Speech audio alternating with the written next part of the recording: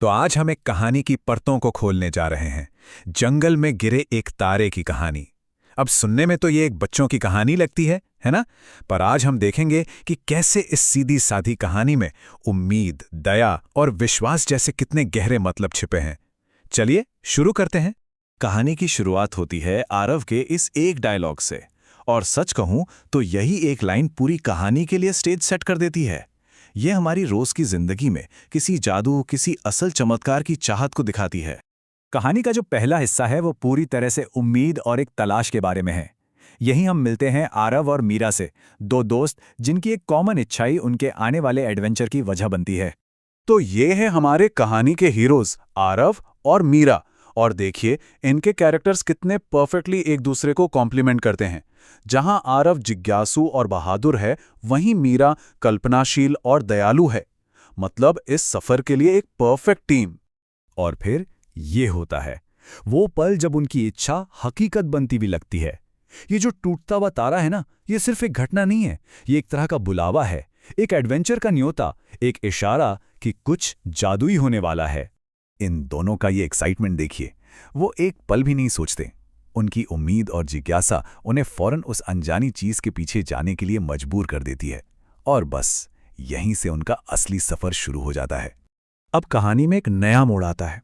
जंगल में उनका ये जो सफर है वो सिर्फ उनकी बहादुरी का टेस्ट नहीं रह जाता, बल्कि ये उनकी दया, उनकी करुणा की भी एक परीक्षा बन जाता है। यहां से कहानी का माहौल थोड़ा और रहस्यमयी हो जाता है। जंगल अब सिर्फ एक जगह नहीं है, बल्कि एक जादुई दुनिया जैसा लग रहा है, जहां हर कोने में कोई राज छिपा है। ऐसा लगता है जैसे जंगल खुद उन्हें अपने अंदर बुला रहा है। और ठीक इसी मोड़ पर उनके सामने एक चुनौती आती है, एक ऐसी मुश्किल जो उनसे एक फैसला करने को कहती है। क्या वो अपने तारे की खोज जारी रखें या किसी की मदद के लिए रुक जाएं? मीरा का ये जो पहला रिएक्शन है ये बहुत ज़रूरी है। ये दिखाता है कि किसी को तकलीफ में देखकर उनके मन में सबसे पहले दया और सहानुभूति आती है। ये उनकी अच्छाई का पहला सबसे प्योर साइन है। और फिर तुरंत आरव की ये बात ये दिखाती है कि कैसे वो सहानुभूति को फौरन एक्शन में बदल देते हैं। वो सिर्फ महसूस नहीं करते, बल्कि बिना डरे मदद करने का फैसला करते हैं।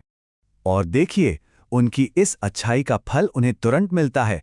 लोमड़ी का जादुई रूप सामने आता है और उसका नाम है लूना। तो अब ये सिर्फ एक घायल जानवर नहीं है, बल्कि सितारों से आया हुआ एक रहस्यमय दोस्त है। उनका ये जो अच्छा काम था वो उन्हें एक बड़े मिशन की तरफ ले जाता है। और यहीं से कहानी का तीसरा थीम सामने आता है, पारस्परिकता का, मतलब एक दूसरे की मदद करने का, एक हाथ से देने और दूसरे से पाने का एक खूबसूरत सर्कल। यहां लूना अपनी प्रॉब्लम बताती है और अब बच्चों के सामने एक नई और बहुत बड़ी जिम्मेदारी आ जाती है। अब ये खोज सिर्फ एक तारे को पाने की नहीं रही, बल्कि किसी को उसके घर वापस भेजने की बन गई है। एक मिनट रुककर इस खोई हुई रोशनी के मतलब को समझते हैं। ये सिर्फ कोई चीज़ नहीं है, ये एक बहुत पावरफुल सिंबल है, घर से कनेक्शन का, किसी के मकसद का और उसकी अंदरूनी ताकत का। असल में लूना की मदद करके वो सिर्फ उसकी रोशनी नहीं लौटा रहे हैं, बल्कि उसकी पहचान का एक हिस्सा लौटा रहे हैं। और फिर उनकी खोज पूरी होती है। ये वो पल है जब बच्चे लूना से किया अपना वादा पूरा करते हैं। ये जो क्रिस्टल है, ये एक तरह से उनकी उम्मीद और दया का ही एक फिजिकल फॉर्म है। और ये है कहानी का जादुई क्लाइमैक्स, एक खूबसूरत विजुअल जो दिखाता है कि कैसे दया और मदद टूटी हुई चीजों को फिर से पूरा कर सकती हैं, उन्हें फिर से चमका सकती हैं।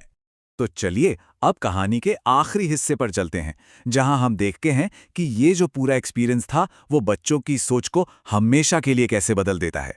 ये सिर्फ एक एडवेंचर नहीं था, ये एक ऐसा सबक था जो जिंदगी भर उनके साथ रहने वाला है।